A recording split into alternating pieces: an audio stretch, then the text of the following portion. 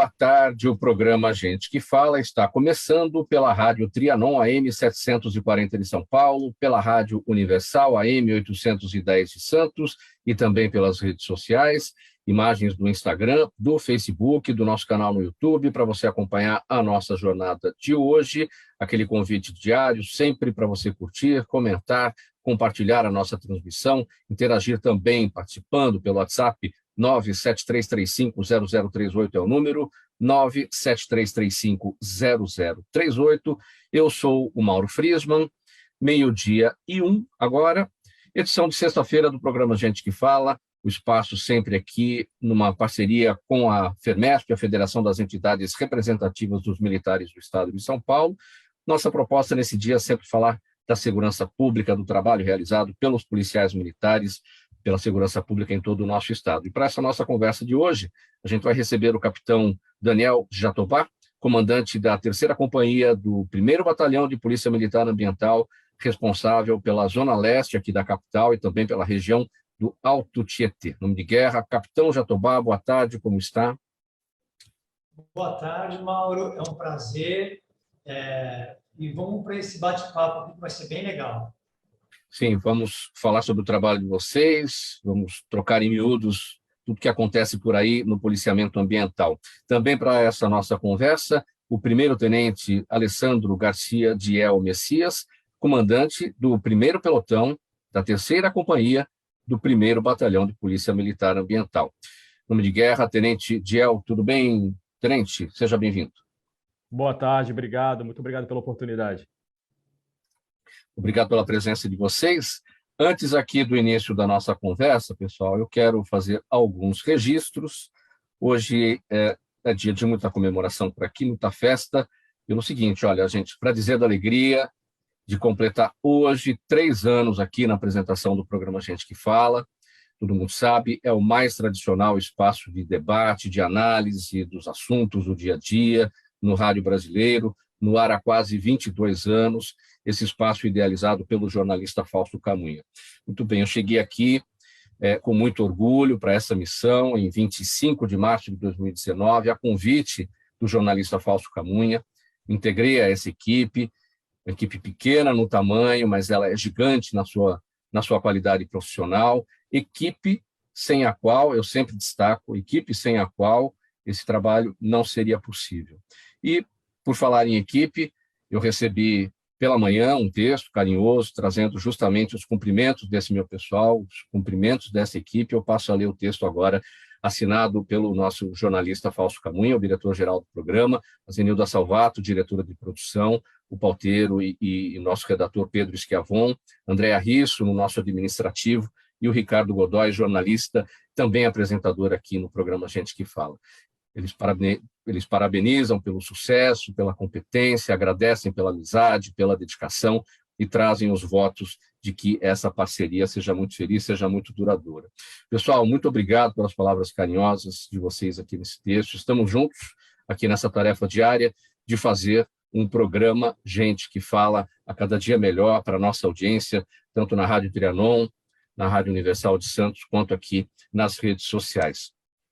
Por falar na Rádio Trianon, eu agradeço a emissora pela oportunidade, agradeço a direção da emissora pela oportunidade. É muita gente envolvida, não dá para falar de todo mundo, mas eu tenho que citar alguns nomes aqui. Nosso gerente técnico, Sérgio Souza, todos os dias aqui dando o nosso apoio nas operações. Os operadores na nossa mesa, Isaac Barros, Fabiano Souza, Gerson Lima, Neildo Neres, Juca Felizmino e o Ricardo Valim também. Os colegas de microfone, comunicadores, jornalistas, pessoas com as quais eu trabalhei até em outros locais, em outras emissoras, Lucas Neto, Pedro Nastre, Renato Albuquerque, Malu Mota, Silvia Vinhas, é muita gente, mas sintam-se todos abraçados, cumprimentados, e é dia de festa aqui para a gente. Mais cumprimentos, já que a gente está nesse embalo, hoje, pessoal, é aniversário do doutor Arcídio Salvato, médico. Doutor Arcídio é o marido da nossa diretora Zenilda Salvato, uma grande coincidência, feliz coincidência, poder comemorar junto do aniversário dele. Doutor Arcídio, que faz hoje 64 anos de idade. Desejamos, doutor Arcídio, saúde, alegria nessa nova etapa que se inicia. É aniversário também da dona Maria José, mãe da nossa Andréia Risso, como eu destaquei aqui, é o nosso apoio administrativo no programa Gente que Fala. A dona Maria José está completando 90 anos de idade. Muita saúde e alegria para a senhora, dona Maria José. Pessoal, feitos os registros aqui, agradecendo a todos, vamos então aqui à nossa conversa com o tenente Diel e também com o capitão Jatobá, da nossa Polícia Militar de São Paulo. Olha, pessoal, o Policiamento Ambiental do Estado de São Paulo é a unidade da PM especializada em meio ambiente, responsável pela aplicação da legislação ambiental e órgão do Sistema Nacional do Meio Ambiente. É a maior instituição de controle ambiental da América Latina. Capitão Jatobá, para a gente, eu sempre gosto de começar pela história. Como é que surge a Polícia Ambiental de São Paulo? O que a gente pode contar da história da Polícia Ambiental para a nossa audiência aqui, para a gente começar essa nossa conversa? É muito legal, né, essa pergunta. Um programa anterior, né, em 2018, com o Coronel Enio, né, foi muito bacana, ele trouxe toda a história do ambiental, né? Eu não vou, digamos assim, ser redundante, vou fazer um breve resumo, né? Ela começou com alguns, há 50 anos atrás, né? Um pouco mais, ela começou lá com um pequeno pelotão, e aí, com a necessidade dessa parte de vegetação, que a expansão urbana vai crescendo cada vez mais e se fala cada vez mais, né, em preservação ambiental, né, com o passar do tempo, foi dado muito mais importância na fiscalização ambiental de uma maneira geral, né, e no policiamento ambiental. E com isso foram criadas novas leis, novas normas, e o policiamento ambiental ele foi transformado em batalhão, foi transformado aqui no estado de São Paulo, né, em batalhão, em grande comando, né, e hoje nós temos o Comando de Policiamento Ambiental do estado de São Paulo, né, e ele está cuidando de todos os municípios de São Paulo e atuando em toda a parte, tanto da parte ambiental na parte de flora, quanto de fauna, quanto de pesca irregular, né? Algumas questões de atividade potencialmente poluidora que a gente verifica também, né, em parceria com a CETESB, e aí a gente tem todo esse contexto, não só de policiamento, aliás, não só de fiscalização, mas também de policiamento ambiental. Tenente Diel, para a gente falar também, que eu destaquei aqui, sempre gosto de começar pela história, eu gosto também de falar a respeito do organograma da Polícia Militar. E eu apresentei aqui você, porque nós temos os batalhões, abaixo dos batalhões temos as companhias, abaixo das companhias temos os pelotões, e você comanda o primeiro pelotão da 3ª Companhia do 1º Batalhão de Polícia Militar Ambiental. O que a gente pode dizer um pouco a respeito desse organograma? É bom sempre destrinchar para a população entender, né? Exatamente. Obrigado pela pergunta. A nossa área do 1º Batalhão, ela compreende todo o município de São Paulo e a região metropolitana. Então, a gente atua no total de 40 municípios aqui na capital e região metropolitana. Recentemente, a gente passou por uma redução no tamanho do batalhão. Após a criação do Quinto BPAMB, a gente teve uma redução na parte geográfica, né, no nosso tamanho, porém, a gente continua com uma demanda muito alta, porque são quase 35 milhões de habitantes aqui na capital e região metropolitana. E essas pessoas, elas exercem uma pressão urbana muito grande na nossa área verde. O batalhão era muito grande, porém agora a gente continua com uma demanda muito alta. A gente está dividido em 3 companhias, são 3 companhias comandadas cada um por um capitão, e eu e o capitão Jatobá, a gente está responsável por toda a região da Zona Leste e os 11 municípios do Alto Tietê. Então, você falou do 5º AMB, é o 5º Batalhão de Polícia Militar Ambiental, são 5 no total. São 5 no total, para todo o estado. Para todo o estado. Estamos falando do 1º, 3ª Companhia, 1º pelotão, capitão na companhia e tenente no pelotão. Isso, e eu fico responsável por toda a região da Zona Leste. Certo. Capitão Jatobá, para falar também sobre o policial militar ambiental. Na verdade, o policial militar ambiental, se for pegar bem, se for ver bem, ele não existe. Ele, em primeiro lugar, ele é um policial militar, né? Ele está ali no ambiental, mas ele é um policial militar, como qualquer outro dentro da instituição. Capitão Jatobá? Sim. para a gente falar a respeito dessa questão. Em primeiro lugar, o policial militar que está no ambiente, que está na ambiental, em primeiro lugar, ele é um policial militar, como todo dentro da instituição. Sim, sim, cortou um pouquinho, mas eu entendi. É exatamente isso, né? O policial, ele é policial militar, né, inicialmente, ele entra nas fileiras da corporação através do concurso público, né, na escola de soldado, e aí ele vai se formar um policial militar. E aí sim, depois de um tempo, se ele tiver interesse com o assunto, né, tiver essa, digamos, essa facilidade, essa vocação, né, e aí ele se interessar, ele vai se inscrever numa lista de espera, e aí com o tempo ele pode ser selecionado para ingressar no policiamento ambiental. E o seu interesse pelo ambiental surgiu como? Você passou pelo territorial ou você já chegou oficial na PM, já na ambiental?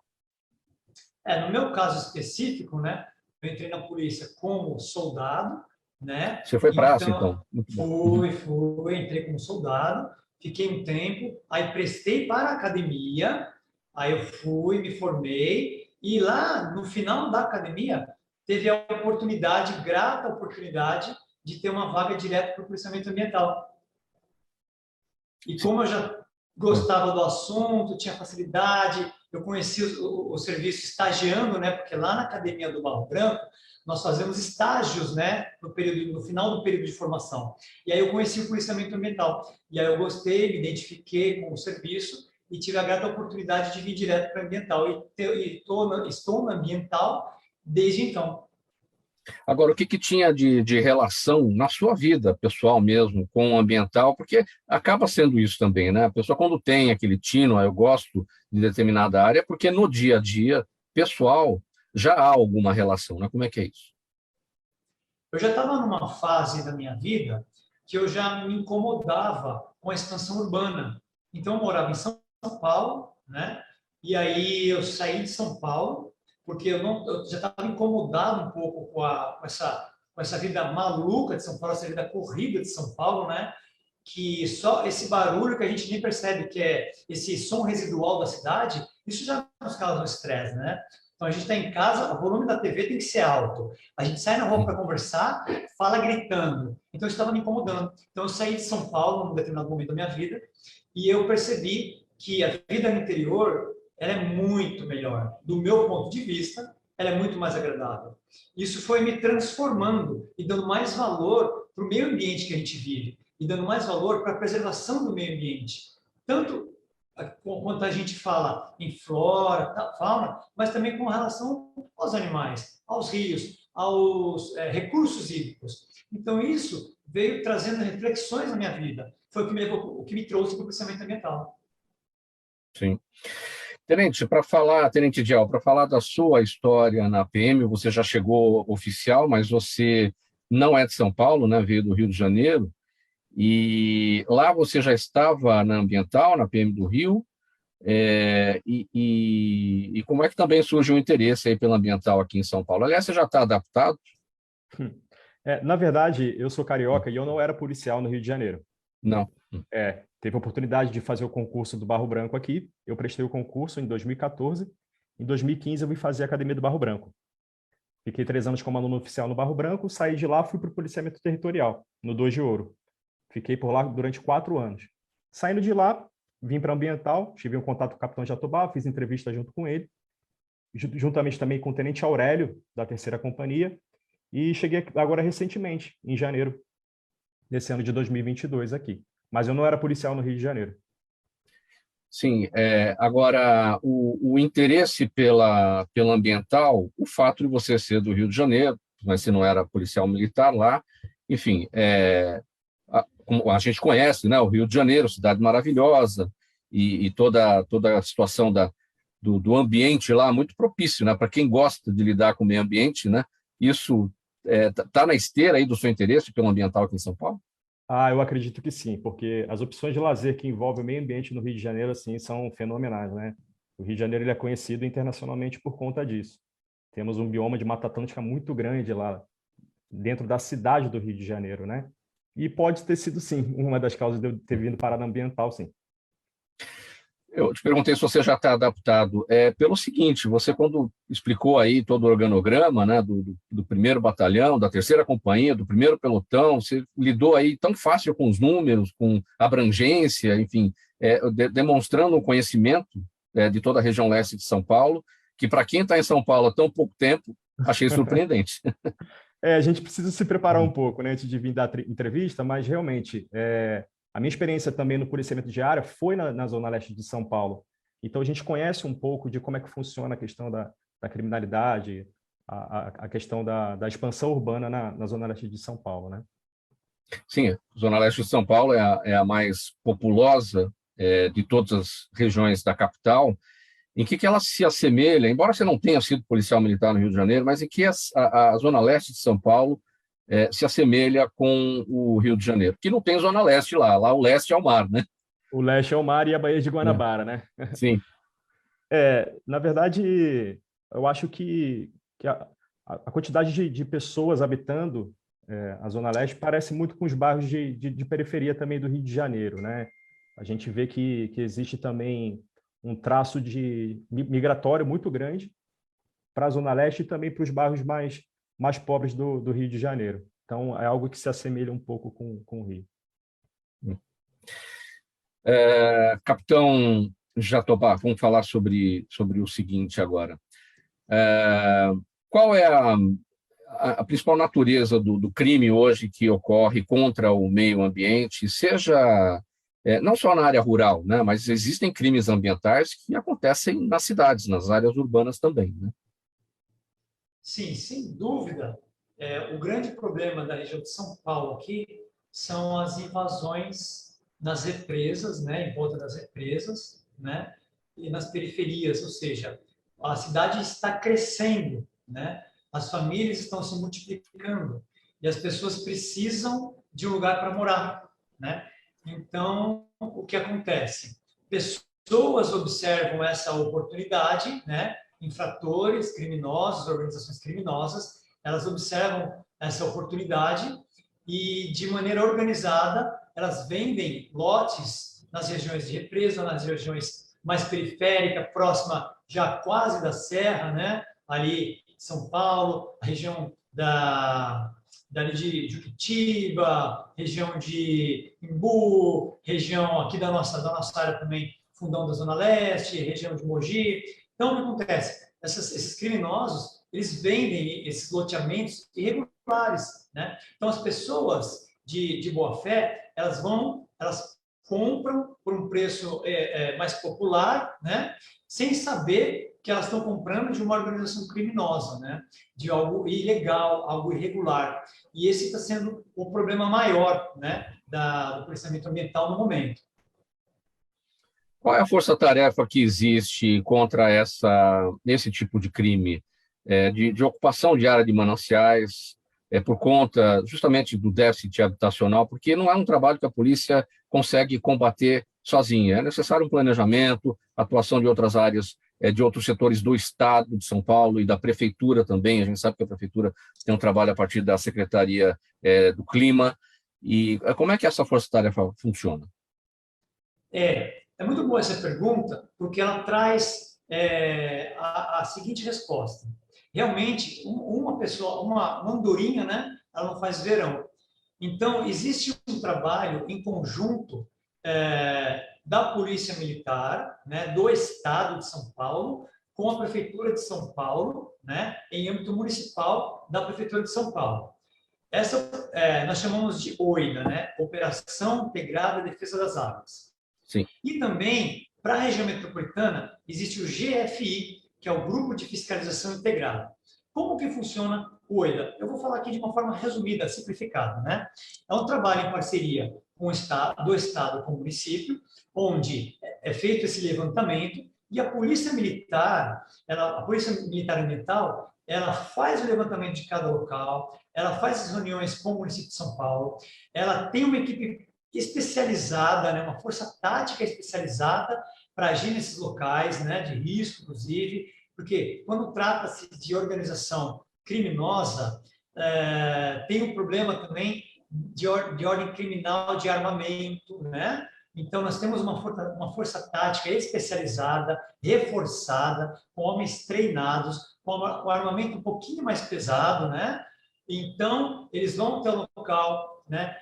Juntamente com a prefeitura, e aí eles fazem com a Guarda Municipal também, Guarda Sim. Municipal ambiental. Então, eles fazem esse trabalho de desfazimento, né? De destruição do que está irregular, orienta as pessoas, faz a multa de infração, né? Pela infração, e orienta as pessoas que elas podem recorrer, porque gera um processo crime, é um processo ambiental. Depois, toda essa documentação, ela vai para a Polícia Civil para dar continuidade em esfera criminal, né? Então, existe duas esferas aí, né? Que é a esfera de processo administrativo, que são as multas, e também existe o processo pela Polícia Judiciária, que é a Polícia Civil, né? Então, tem todo esse trabalho multidisciplinar. E o GFI é algo semelhante, né? Só que em âmbito de área metropolitana. Ou seja, semana passada, nós tivemos uma ação muito parecida, né, com a OIDA,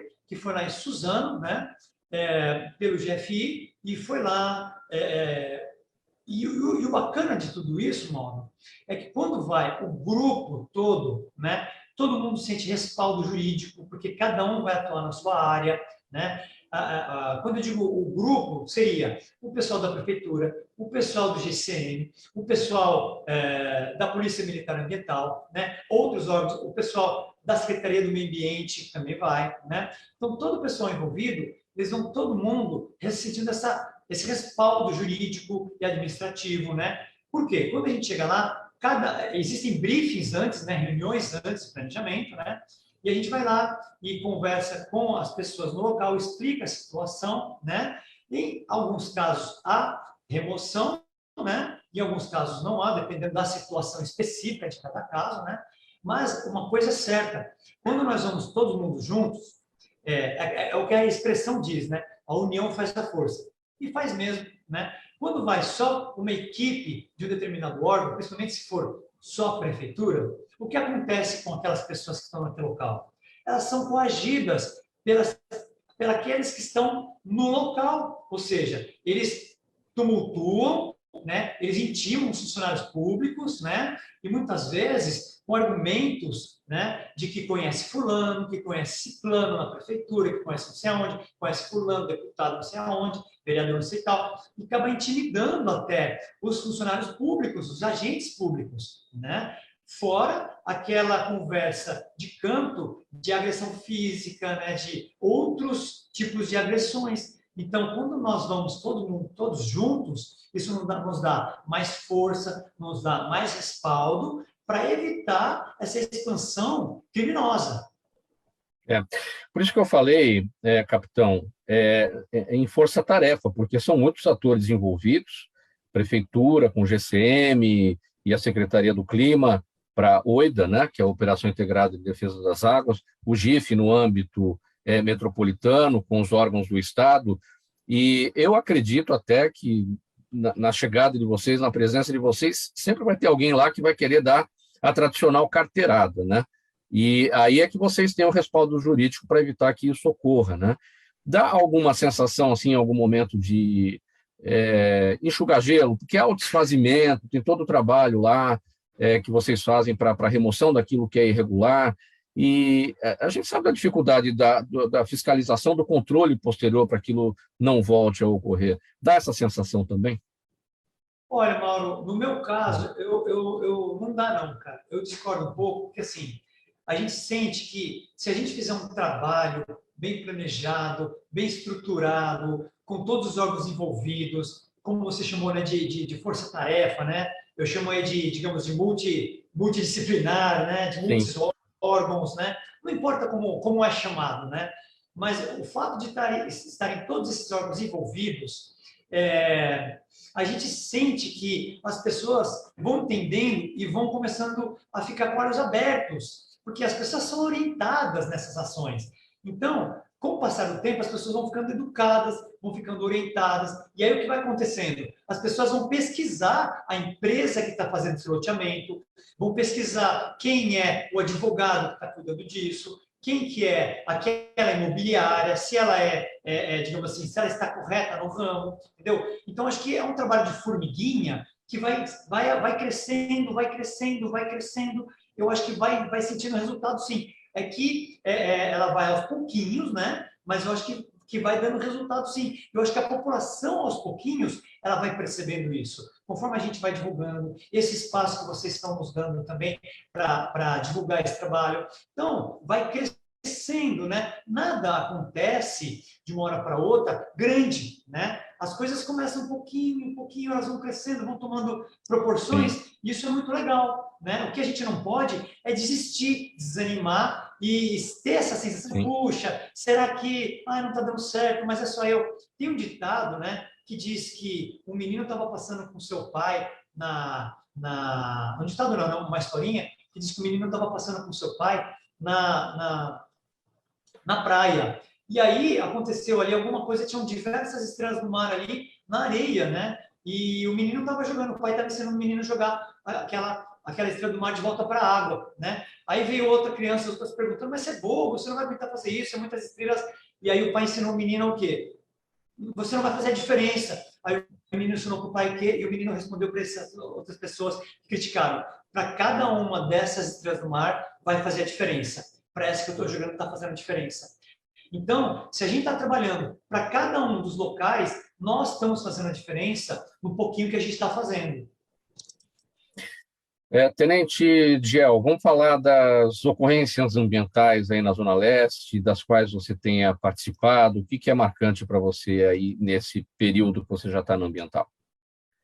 Então, a Zona Leste ela tem uma característica muito interessante, que é a questão das invasões, né? Muitas vezes essas invasões ela não tem o caráter de destruição da vegetação. Ela vai ter...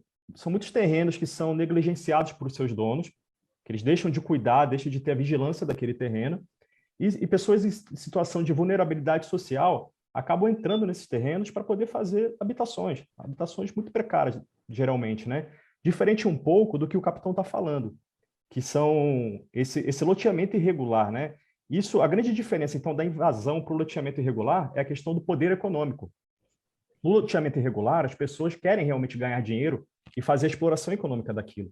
Já na invasão, a gente sente um caráter de vulnerabilidade social. Na Zona Leste, é marcante mais a questão da invasão. Na Zona Sul, é mais a questão do loteamento irregular. Então, só vou te dar um exemplo para você entender mais ou menos como é que funciona. Vamos supor que uma pessoa ela tem um terreno que tem uma vegetação em estágio médio, então ela não pode fazer nada naquilo, ela está proibida de desmatar, e ela vende por R$ 300.000 para alguém que tenha interesse econômico naquilo. Ele vai parcelar aquele solo, ele vai fazer 100, 200 lotes naquilo, ele vai desmatar, vai acabar com a vegetação, e ele vai cobrar 70, 90 mil reais em cima de cada lote. Pensa no lucro que essa pessoa está tendo. Então, assim, né, a gente está combatendo um poder econômico, muitas vezes também ligado ao crime organizado.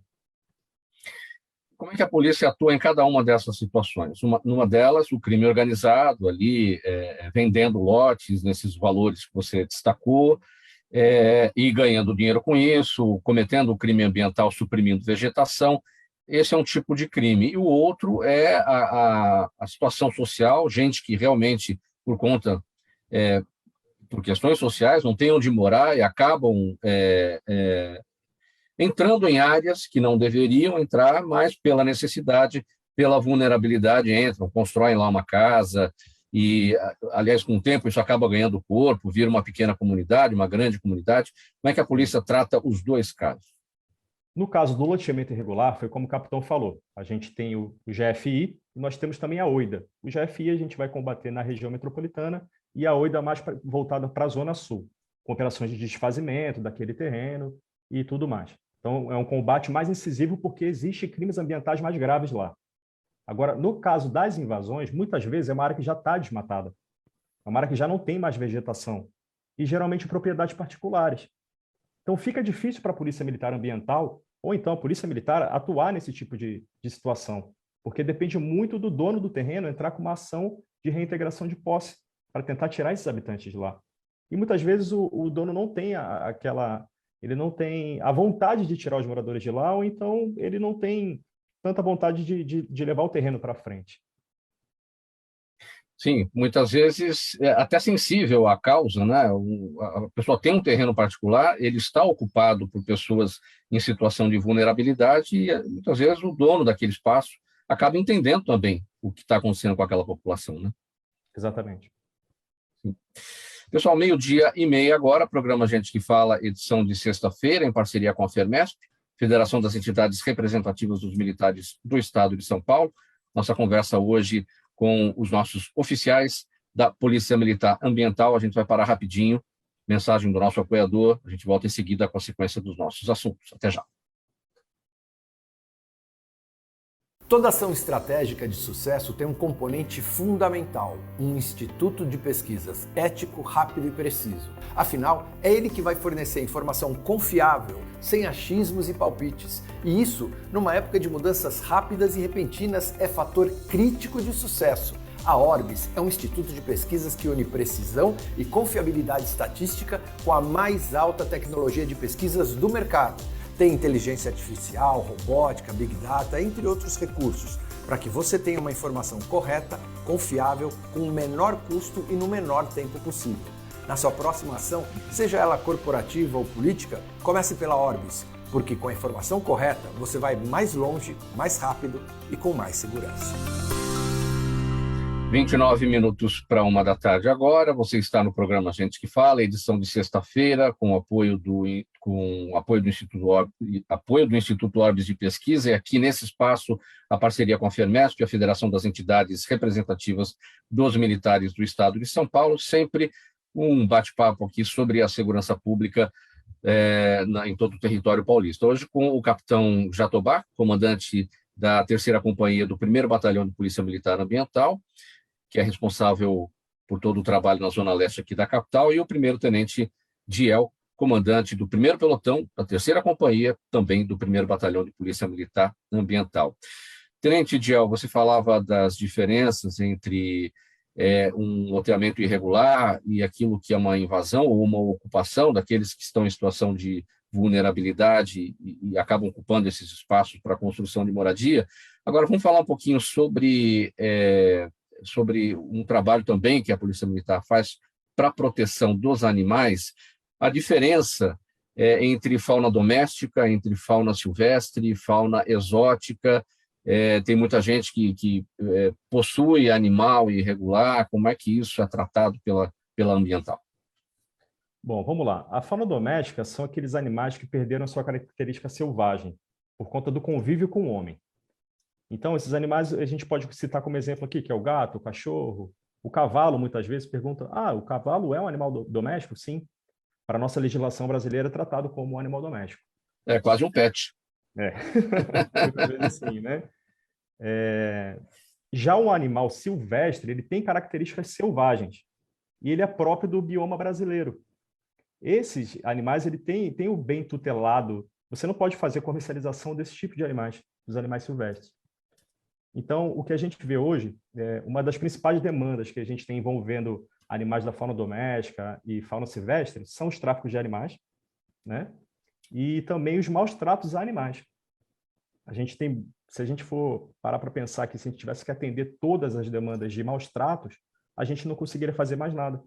Então, a gente precisa fazer uma triagem daquilo que realmente é importante para a Polícia Militar Ambiental e aquilo que não é. Se a gente fosse trabalhar exatamente atendendo só isso, a gente não conseguiria atender as outras demandas, que nosso principal foco hoje é a questão da flora. Porque muitas vezes, quando chega uma denúncia para a gente de maus tratos a animal doméstico, ela é infundada. É uma briga de vizinho, é um cachorro que late o dia inteiro. Então, a pessoa cadastra aquela ocorrência imaginando que está em maus tratos, mas não está. Então, a viatura vai lá, constata a situação, vê que não se trata de maus tratos. Então, você tem todo um trabalho logístico de mandar a viatura até lá, para depois a gente perceber que era uma simples briga de vizinho. Mas, de qualquer maneira, Diel, essa questão dos maus tratos contra animais, isso só chega para a Polícia Militar por meio de denúncia, porque os maus tratos ocorrem de forma velada, escondida, dentro das casas das pessoas, né? Então, o caminho é a denúncia. O problema é quando a denúncia não se configura como maus tratos, como você destacou agora. Exatamente, por isso que a gente faz a triagem. Por isso que a gente pede muitas vezes para o solicitante passar mais detalhes da ocorrência. Dependendo dos detalhes que ele passa, realmente vale a pena a gente chegar mandar a viatura e constatar a situação de maus-tratos. Realmente a gente consegue atender, a gente consegue constatar essa situação. Muitas vezes são acumuladores, pessoas que já estão numa situação que para eles mesmos ele já está se colocando em condição de maus-tratos e ele ainda, sei lá, ele acumula 20 gatos, 20 cachorros em casa. Então, automaticamente, esses animais já entram na situação de maus-tratos. Mas, assim, eu digo para você, certamente que 99% das ocorrências que a gente não consegue constatar a situação de maus-tratos. Animais em quantidade, isso configura maus-tratos? Geralmente, sim. Geralmente porque o dono ele não consegue cuidar de todos esses gatos. Então, as ocorrências que geralmente a gente atende, consegue constatar, está nessa situação dos acumuladores. Sim. Capitão Jatobá, a gente está no mês de março, quase mês de abril, mais para abril do que para março, já estamos no outono, e o período aí de chuvas já vai passar, daqui a pouco a gente vai para o período da estiagem, aqueles riscos de incêndios aí na vegetação pelas franjas de toda a cidade de São Paulo. Como é que a Polícia Militar já fica atenta a partir de já? Existe um crime ambiental aí que é preciso ficar de olho, que é a soltura de balões, e aí tem essa galera aí, como se diz, né? Já, né? Sempre aí se preparando aí nos finais de semana para soltar balão, e isso é crime, a gente tem que alertar. Então, agora, né, em abril, né, a gente começa a entrar na operação Corta-Fogo, né, que é uma operação com é uma operação do governo do estado, né, e a Polícia Militar ela começa também a já fazer seu planejamento voltado para esse combate ao incêndio, né, justamente pelo motivo que você falou, né, o período fica mais seco, é o período também de colheita de cana, né? Então, é muito mais fácil para pegar fogo na vegetação, né? Então, o governo do estado ele tem esse programa, né, Corta-Fogo, e a Polícia Ambiental está inserida nisso também, né, juntamente com a Secretaria do Meio Ambiente, na CIMA, né, Infraestrutura do Meio Ambiente, né? Então, como é que a gente faz? Normalmente, né, por rotina, a gente faz o monitoramento dos focos de incêndio através do satélite, né, pelos sites do INPE, né, e aí a gente monitora esses focos de incêndio e fazemos aí um planejamento para deslocar as equipes para verificar esse foco de incêndio, se realmente é um foco de incêndio numa vegetação nativa. Nós também temos uma seção técnica operacional que verifica, que faz alguns relatórios técnicos e verifica através de sites e de plataformas georreferenciadas que tipo de vegetação que é lá, ou seja, a gente faz um trabalho prévio, né, de inteligência técnica para verificar o que tem naquele local, se foi fogo, se não foi, se tem água, se tem rio.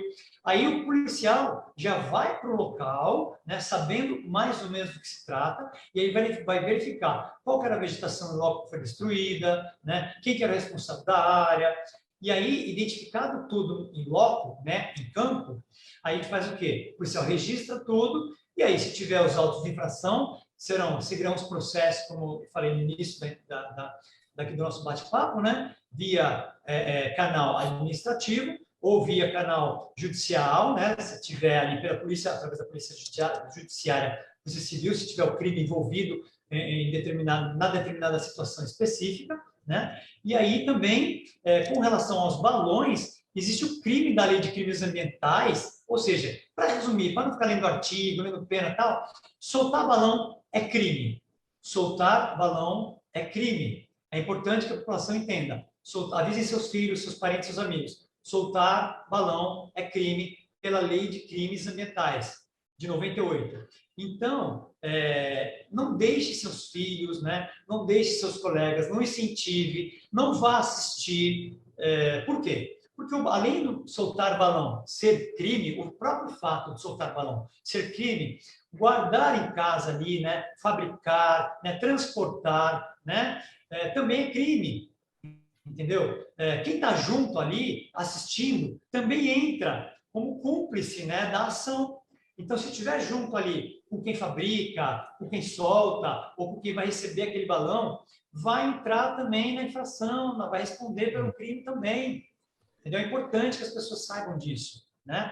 Fora o risco do incêndio na vegetação, fora o risco de acidente aéreo. Aliás, São Paulo tem pouco aviões passando, né? A gente quase não tem aeroporto em São Paulo, né? Pois é. Movimentado, né? Não temos Guarulhos, não temos Congonhas, não temos Marte, não temos uma porção de helicópteros voando para lá e para cá, aviões pequenos, aviões grandes. Então, as pessoas precisam se conscientizar. Soltar balão é um risco, tanto para o meio ambiente quanto para a aviação civil. Pela natureza do trabalho da ambiental, numa comparação com o trabalho da territorial, a ambiental depende muito mais de tecnologia para a sua inteligência ocorrer, para o trabalho de inteligência. Pela natureza do trabalho da ambiental, na comparação com o trabalho da territorial, vocês dependem muito mais de tecnologia para poder executar as ações de vocês do que a territorial, porque é preciso satélite, é preciso fazer observação, é preciso drone, é preciso de uma situação bem diferente da territorial, ou não? O policiamento territorial, hoje eles também têm bastante informação, né? Eles também trabalham com drones em alguns casos, né? Mas nós trabalhamos com uma diversa gama de parte de tecnologia, porque nós trabalhamos com georreferenciamento, trabalhamos com imagens.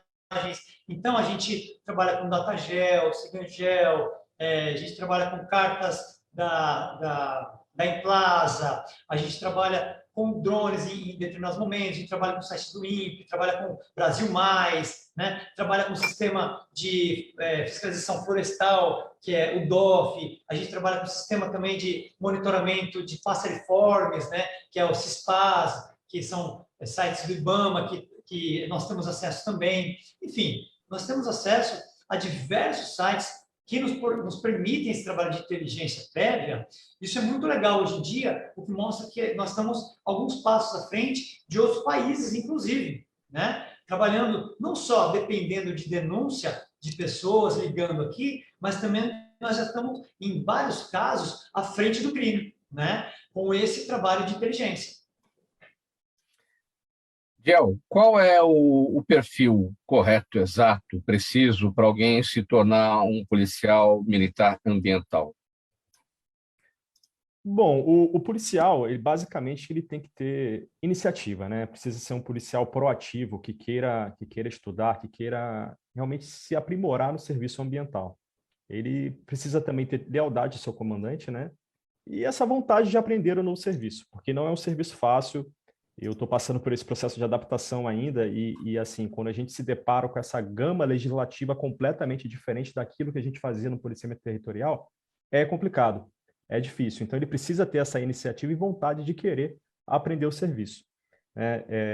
O senhor falou aí da questão da tecnologia. É interessante também que o policial ele tenha facilidade com informática, né, por conta dessas ferramentas que a gente usa. O capitão citou várias ferramentas aqui de informática para a gente poder fazer o monitoramento da área, para poder fazer a elaboração de boletins eletrônicos, que é muito diferente do atendimento 90, né? Então, muitos policiais chegam na Polícia Ambiental e acabam não se adaptando por conta dessa diversidade do serviço, né? E você também falou, Tenente Gel, sobre essa gama legislativa, né, da ambiental, bem diferente da territorial, e que muitas vezes é difícil de ser entendida, de ser interpretada, compreendida, uma legislação às vezes defasada, que não está mais de acordo com a sociedade moderna, né? Então, tem situações que até há dificuldade de atuação, porque na hora da interpretação, da análise daquela lei, você fala, nossa, mas isso aqui está muito esdrúxulo, né? Já está muito defasado, não era mais para ser assim, né? Concorda? Claro, claro. Como toda a legislação brasileira, né, precisava de uma reformulação. E no caso dos crimes ambientais, realmente também não é diferente.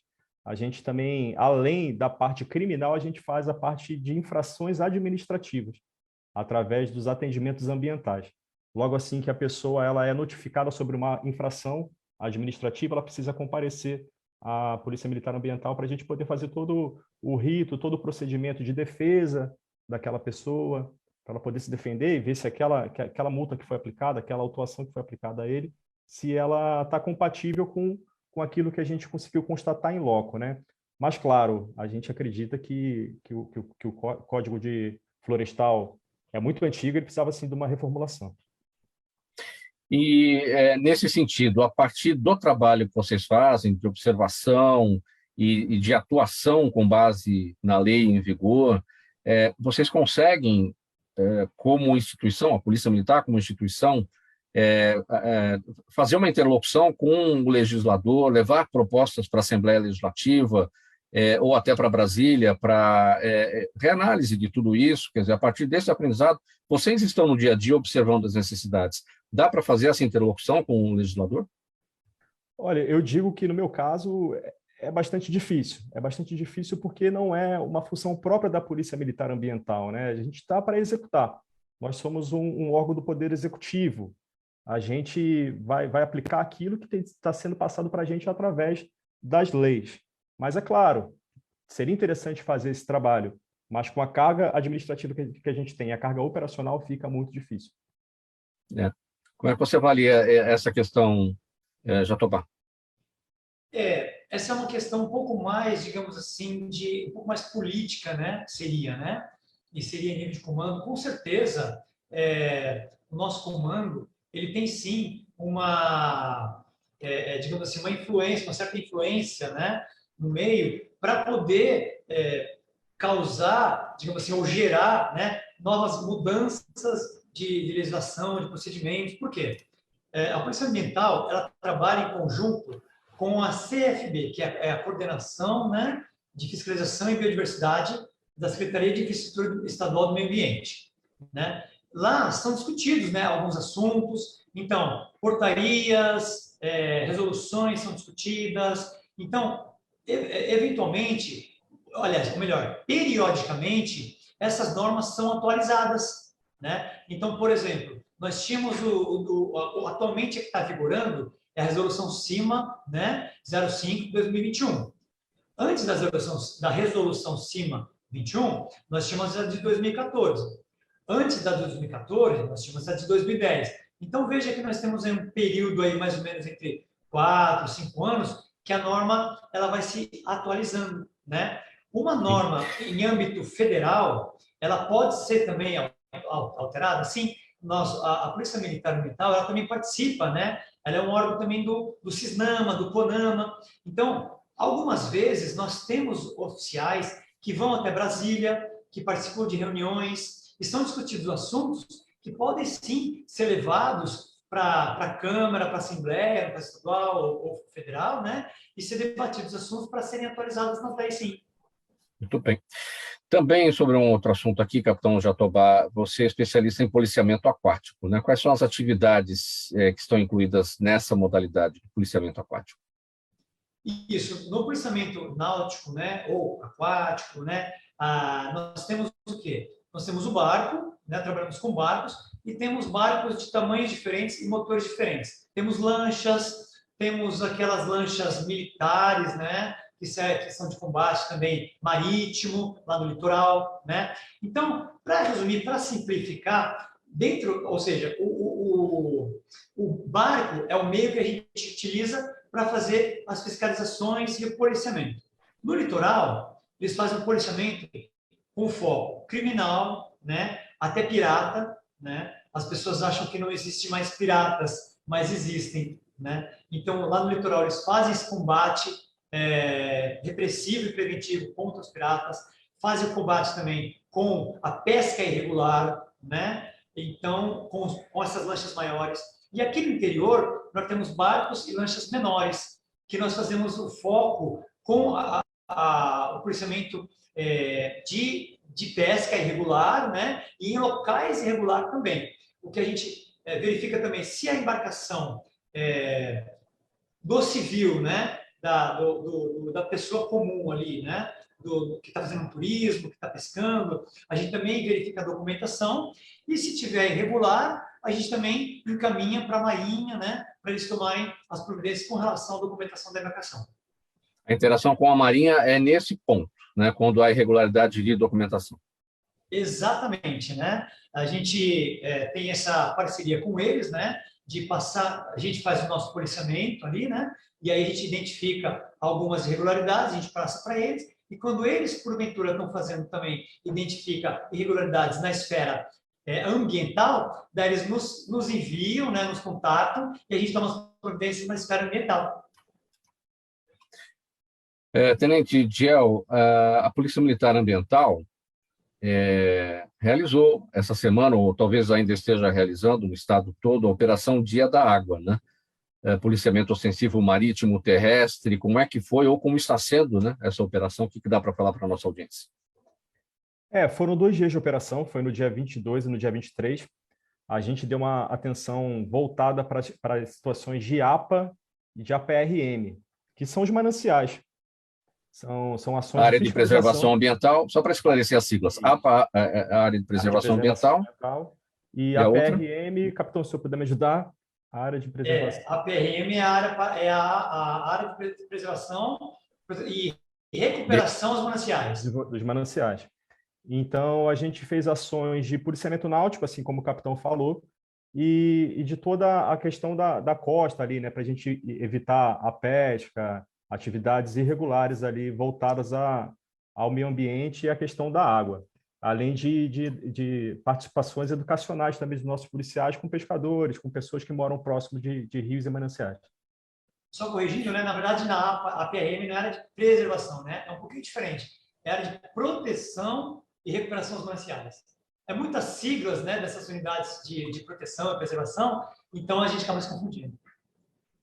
Capitão Jatobá, denúncias de crimes ambientais sempre para a Polícia Militar 190, como qualquer outro tipo de denúncia de crime, ou existem outros órgãos para os quais essas denúncias podem ser encaminhadas? Por exemplo, o Estado de São Paulo tem o DPRN, que é o Departamento Estadual de Proteção de Recursos Naturais. Como é que funciona a denúncia para cada uma das situações? Isso. De uma forma geral, hoje o Estado simplificou, né? Para todas as formas de denúncia, liga o 90, né? Que aí a própria polícia, ela direciona. Então, de repente, é uma emergência, a pessoa não lembra o nome do bombeiro, aí como é que é? Liga o 90, emergência. Eles vão caminhar para o bombeiro. A pessoa vê um crime ambiental, não lembro, não sei, liga o 90. Lá no sistema interno nosso, eles reencaminham para a gente. Por outro lado, ela também tem um aplicativo da Secretaria do Meio Ambiente que ela pode baixar e registrar, né? Ela pode ligar direto nos pelotões de policiamento ambiental, ligar lá e registrar uma ocorrência também, sem problema nenhum, a gente também recebe, registra. Agora, gente, capitão e tenente, perguntas aqui da nossa audiência. Capitão Jatobá, o seu Jaime, do Jardim Bonfilholi, ele participa todos os dias com a gente aqui fazendo perguntas. Obrigado mais uma vez, seu Jaime. Ele pergunta se é da sua região de atuação a área do Rio Tietê que recebe espuma nociva branca gerada por dejetos industriais. Essa região... Começa no Alto Tietê, né? Isso, essa região que ele está se referindo, eu conheço muito bem aquele que tem espuma ali, é na região ali perto de Alphaville, não é? Ali de Santana de Parnaíba, Barueri, Santana de Parnaíba. Sim. Aquela ali não é a minha região. Sim, e lá na Zona Leste tem este problema que é relatado pelo seu Jaime? Olha, lá no começo, na verdade, né? Porque tudo começa em Salesópolis, e aí quando entra em São Paulo é que o bicho pega, né? Então, o problema é que, assim, a gente tem que ir mais a fundo, né, em cada detalhe, né, da fiscalização, né? Nós fazemos assim, sim, a fiscalização em toda a nossa região, né?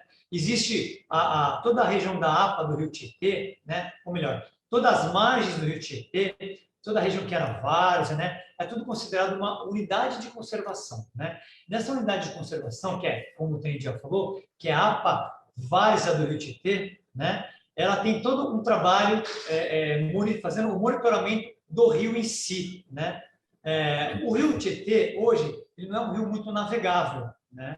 Então, a gente não coloca os barcos nossos no Rio Tietê. Por quê? Porque não tem ninguém navegando lá, né? Não tem pesca lá, então não tem por que a gente colocar os nossos barcos colocar os nossos policiais expor a risco, né, de pegar uma doença, né, porque quando a gente coloca o barco na água, a gente pisa na água, a gente molha da cintura para baixo, né? Então, colocar no Rio Tietê, um rio relativamente poluído, onde tem, para fazer um policiamento, onde não tem pescador, onde não tem barco, não faz muito sentido. Isso é um custo para o Estado desnecessário. Então, a gente foca mais aonde tem. Então, nesse caso, se tiver algum ponto específico que ele está se referindo, ele pode mandar para a gente, ligar para a gente vai nesse ponto específico. Capitão não, Tenente Diel pergunta aqui da Sara Gonçalves com a gente no nosso canal no YouTube. Ela quer saber se é possível evitar pacificamente a invasão de mananciais para loteamentos clandestinos. Pacificamente, claro, podemos, né? Através da lei, através da presença policial, a gente consegue. Porém, evitar que eles façam isso sem tomar nenhuma medida, apenas no diálogo, é muito complicado, justamente pela presença do poder econômico, como eu falei aqui. Claro, tudo aquilo que envolve dinheiro é uma atividade econômica, e se você não combater através da lei, se não combater através das autuações ambientais, que aliás são inúmeras que nós fazemos, né? São arrecadações em casa de milhões aí mensalmente só no 1º Batalhão. A gente não vai conseguir combater. Apenas no diálogo, de forma pacífica, a gente não consegue. O Marcelo Ganimi, no Facebook, pergunta, capitão, como é feita a fiscalização de pesca irregular, seja no período do Defeso, no mar, ou da Piracema, nos rios? Nossa, é muito boa essa pergunta, né? O tempo está acabando, eu queria falar um monte aqui, porque pesca eu também gosto bastante, né? Pesca e fauna eu gosto bastante. Mas vou tentar resumir aqui. Existe o período de defesa que a gente chama de Piracema, né? Que começa em novembro e vai até final de fevereiro. Nesse período, nós intensificamos o período da Piracema. Existem legislação própria, normas próprias, né? Instituição normativa do IBAMA, tem duas, uma que rege o período fora da Piracema e uma que rege no período da Piracema. Então, no período da Piracema, as restrições são muito maiores. Então, nós colocamos os barcos mais vezes durante a semana, né, para fazer a fiscalização, e aí as medidas são mais intensas, né? São mais severas, digamos assim. Ou seja, verificamos o que a pessoa que está lá na água ela está fazendo, se está dentro da norma ou se não está, e aí a gente toma as medidas cabíveis. No período fora do defeso, a gente faz o quê? A gente tira um pouco o pé, desacelera um pouco o pé da pesca e foca no que está agora, que vai ser a porta-fogo, né? Então a gente foca em outras coisas e então a gente funciona assim mais ou menos. De repente tem um período mais específico, a gente intensifica e depois a gente volta ao normal, porque agora o período de pesca está normalizado. Tenente Diel, bem rapidinho, 10 segundos. Você sonha um dia mergulhar no Rio Tietê? Acredito que todo mundo, né? Mergulhar no Rio Tietê, poder navegar no Rio Tietê, enfim, assim como são feitos em países mais desenvolvidos que o nosso, né? Claro. Com certeza a gente tem essa vontade, sim. E na Baía de Guanabara? Melhor ainda, né? Capitão Jatobá, pensa em mergulhar no Rio Tietê? Tem esse sonho?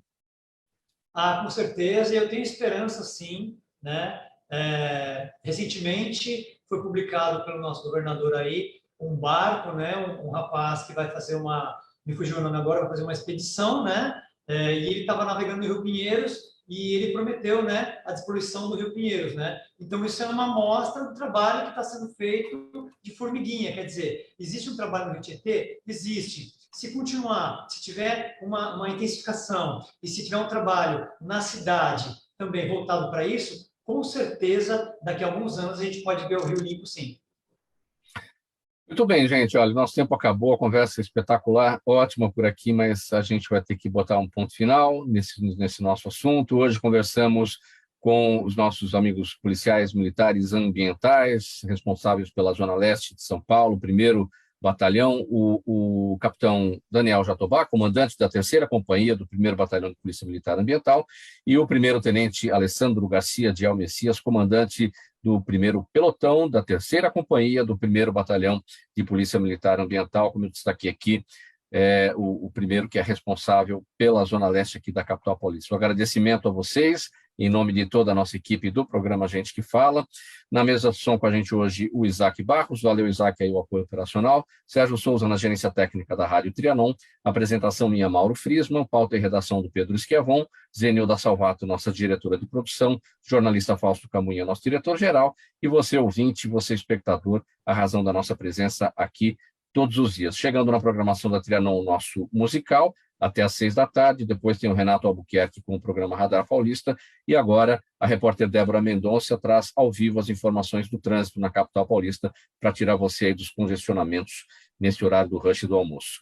1h em ponto, um bom final de semana para todo mundo, a gente se vê na segunda-feira. Tchau, tchau.